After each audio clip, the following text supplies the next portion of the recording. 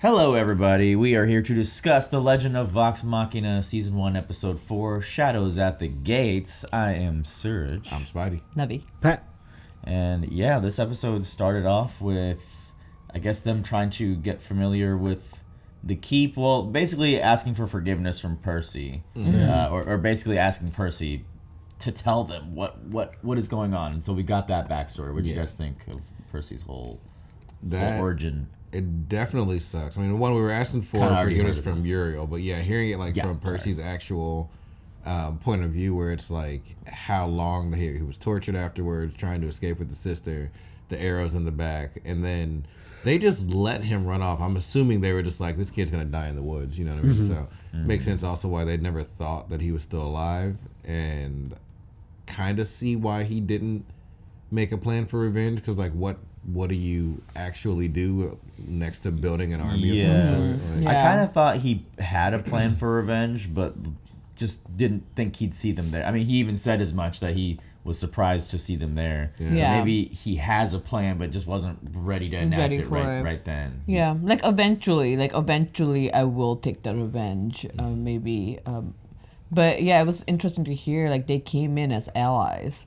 And then obviously they can manipulate people. So when he said that even our teacher betrayed us, I don't know if he knows that the teacher was under the influence. And maybe he was under influence, maybe he wasn't. But you could turn everybody against you, and you would just like, okay, all of people that we loved were went against us. It's such a messed up thing to happen. You'd think like other people would have heard of it, but maybe he's the sole survivor, and that's why they want him. I think he is dead too. Yeah, or at least it hasn't been shimmered like everyone else. Because he knows, like, they could manipulate themselves. They could just kill anybody here, or decide to kill everybody whenever they want. You know? Yeah, and like really shadow people. I'm sorry. That was a really good pause. Oh, thank you. Yeah, we're just pausing at where Briarwoods are taking the ancestral home with the wolf. Just Briarwoods are scary because they could literally take over any town and make you believe whatever you want to, and nobody goes in. Like, people can go in, they don't leave. So they either get manipulated to stay or they get killed, and nobody will have information. Like, we don't have Instagram, like, we don't have internet, so nobody will really know if somebody is missing. So for Percy to even think about taking revenge, it is a terrifying thought, because how do you go about doing that, and you by yourself? So hoping that we find out more what he was planning on doing, and our team can be like, we will, like, right now, like, we are doing this together. So, like, let's do this in a group. Like, you're not leaving by yourself, Percy. What the hell are you thinking? Like, no. In the campaign, you just kind of jump in, and everybody gives a brief 30-second origin that replays at the start of every video, just to remind you who the characters are. And that's Percy's whole deal. Is like, it's more than 30 seconds, but that's pretty much the spiel he gives, is what we saw right there in those flashbacks of sister getting arrowed down and him running away or whatnot. But I didn't see all this Briarwood interaction. Like, I'm still not even at the point where you jump in the first video, but I will say, in the first video, Ashley Johnson isn't there for the first 5 or 6 weeks because she was just busy. So, like, you know, when that happens, the DM makes your character do something else for the time being, like be preoccupied.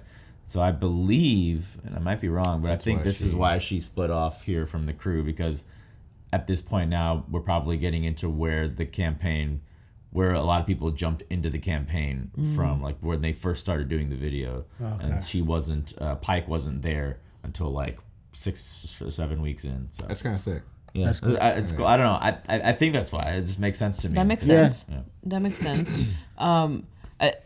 Seeing the Grog and Pike interaction, and Grog was like, I can come with you, like, but what if I need you? That was like so sad. So I didn't know. I must have missed it. So Pike and Grog traveled together, two of them, before they met the group. So I'm assuming that was new information to all of us. So that would be really cute to find out how that even happened, because that is a great, friendship, because Pike being teeny tiny and Grog, like, and she can still take care of herself, but having Grog around just for the sheer when you walk up to somebody and you see Grog, obviously you're just gonna move to the side compared to if you see Pike. They do such a good job of building these friendships already pretty strongly, because you can see they care for each other. He's like, well, like, what am I gonna do without you? Or what did he say? What if I need you? What if I need you? You can tell he does need her. He's a big guy, a little clunky sometimes. She grounds him in a way. Yeah. And so, yeah, they're a great little character balance. Okay, so Eugene Bard was Captain Jared, so he was in 8 Miles. So he wasn't Isaac from Castlevania.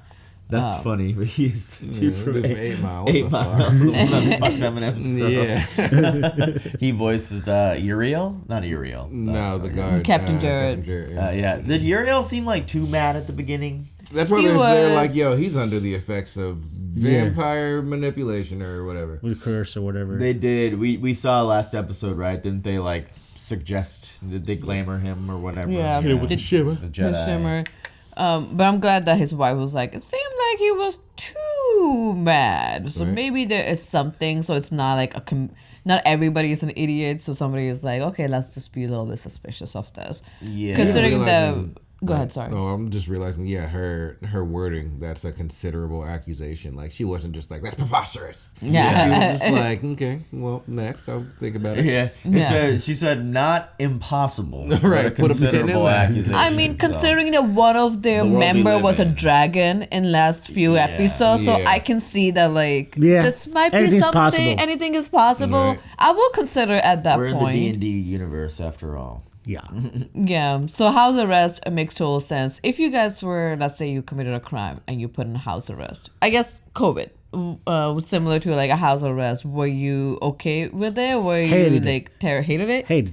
You and Chris hated it. I hated it because I need to be outside. I needed my gym time. I know having gym time the expense energy. So house arrest will be difficult for you. Yeah. It's different if there were a bunch of people. If there were a bunch of people like with the Vox crew, I'd be like, that'd be different. Board games. Like remember being stuck with people and the COVID was like, I can't leave. Yeah. You guys are too annoying. I think if I had a gym in my house, it would be fine. But I didn't have a way to get an outlet out, so I just. Energy-wise. Yeah, I think it made sense for them to be in house arrest here for the time being. Oh, for sure. Because they attacked a political official, if technically. No, house arrest is better than being thrown into the irons. I don't know what the irons were. I was assuming it was the shackles. Yeah. Oh, gotcha. But why is this book so important to them? It's the book with all the information on vampires. She wrote that book? Demon. I don't know. Shadow creatures. She wants it. He said it was in her. She was handwriting. He said her handwriting was shit. Oh, so she did write it. She wrote it. Okay, gotcha. Yeah. So yeah, she's a vampire necromancer, entrepreneur. So that's what she did. She brought those things out of the ground. Yeah. And then they just went and attacked? Yeah. Yeah. I'm guessing and there was like 6 or 7 of them. I don't know if they were replicating or turning people. It looked like Keyleth was turning for a second. Yeah, I was worried. They just came at her through the wall. She was possessed. I mean, a lot of prisoners died very quickly. So I was surprised that our people survived. Yeah. Yeah, they had to be still. Yeah, there's a buff. Yeah. They had some buffs for sure. Yeah.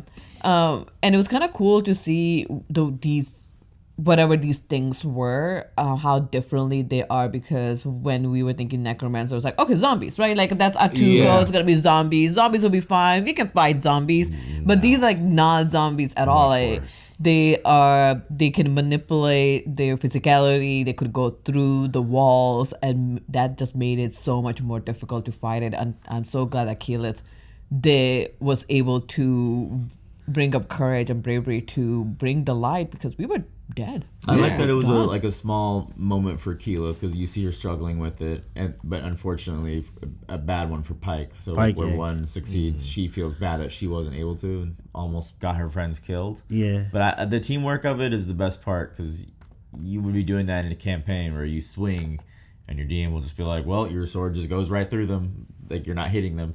It's like, what the fuck do we do? I don't know. You just gotta either figure it out. Hopefully you learn how to defeat it, or try some shit. And yeah, the light, I guess they had figured out it was the light obviously, because the way they were being attacked. So your DM would disseminate that information too.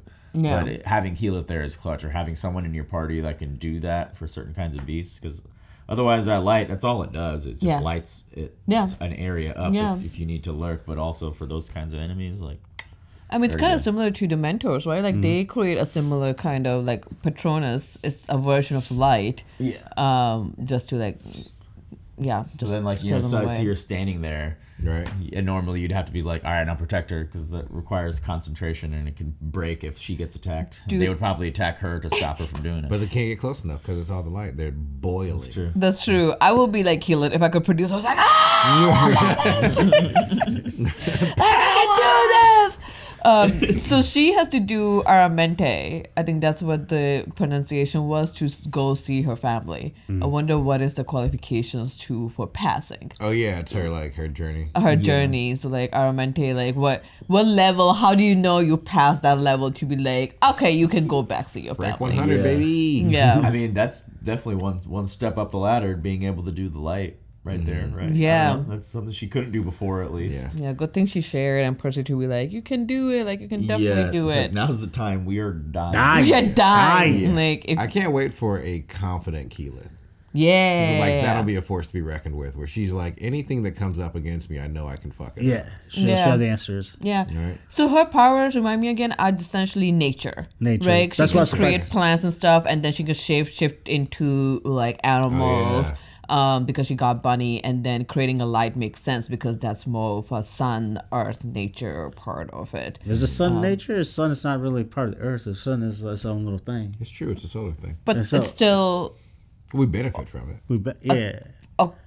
Nature, right? It's not on this planet. But it's helping it, because if there was though. no sun, we wouldn't have the nature. So like, it's just all kind of combined together. I was really shocked that she was able to do the light, because I thought she was part of nature, and I don't really think of sun being nature. I thought she was just a mage of some sort. I think. Yeah. I was keep thinking of her being like poison ivy, but she's not. But she's more than poison ivy. You can learn all different kinds of spells, and it's not too far off to think the sun as being part of nature. You wouldn't have nature if it wasn't for the sun. Yeah, photosynthesis. Photosynthesis, chlorophyll. Light. Everyone loves chlorophyll. Good old chlorophyll. No, mitochondria is the one. Way for us to go on tangent, which is very easy to do so. Happy that Captain Jared was like, yep, I saw those things. Yeah, I'm glad that people can make their own decisions, similar to the wife at the beginning. Is she his wife? She's Uriel's wife? Yeah, Queen. Yeah. So similar to her, like, you know, people can make their own smart decisions here. Like, he was acting kind of weird. Go ahead. And he's like, they killed all my men. If you're going to go kill them, sure. Yeah. Go. I will explain this massacre of blood. Yeah, and they will believe me. The beatdown from Percy here, I feel like was top tier. Oh, like, that was a personal one. Yeah, he dragged him by the collar. And it's like, let me. And I think that goes back to Surge. It's like, people can make decisions. Like, as soon as they realize that they are physical now, they didn't need to be told anything. They immediately were like, all right. It's like, here's how I'm going to do it. Get this boy. It's like, get this boy. Then just stomps him out in this little room. What did Grog do? Grog took the ring of the chandelier and just bludgeoned. He just grabbed something. Straight up bludgeoned. I don't think Pike was kind of still for this, right? She was kind of scared. Upsetty spaghetti that she couldn't get her Everlight. Which Yeah. I don't know what that is. Everlight? Yeah, I don't know what that But is. hopefully we find out. Some religious thing, but we'll find out. But that's, I don't know. It's gonna be interesting to see her like side quest essentially. Yeah. I'm thinking more from Game of Thrones, like the old gods, new gods, like something similar to it. Start talking to them, like, hey, I'm sorry, I did that. My bad. Yeah. My bad. What is she apologizing for? What did she do? Because her light guy was taken away by that chick. The spell that hit her. Yeah, I'm not sure it's as much of apology as in like I need, because it got taken away. It's like, what else? But I guess I can see apologies like, oh, she took it. Yeah. I'm sorry that I let her take this. I wasn't strong enough. Gotcha. Yeah, I mean, they shouldn't blame her though. Like, if it's any just type of god, hopefully she's not like blamed for losing it. I mean, you got your ass jumped. I don't know what else you want me to do. I didn't mean to get it snatched. So. A little more than you could. Can't get your chain taken away. Come on. Yeah. Fair enough. But yeah, I think that's about it, guys. That is about it. I think I'm glad they're good. We took a long rest there. They all look pretty rough there for a minute. We're gonna move on to episode 5, which is Fate's Journey, y'all. So kick on over to the other channel if you haven't seen the reaction yet, or if you're just listening through our discussions of Vox Machina season 1, that's probably cool too. Move right on to the next episode. We'll see you there. Bye.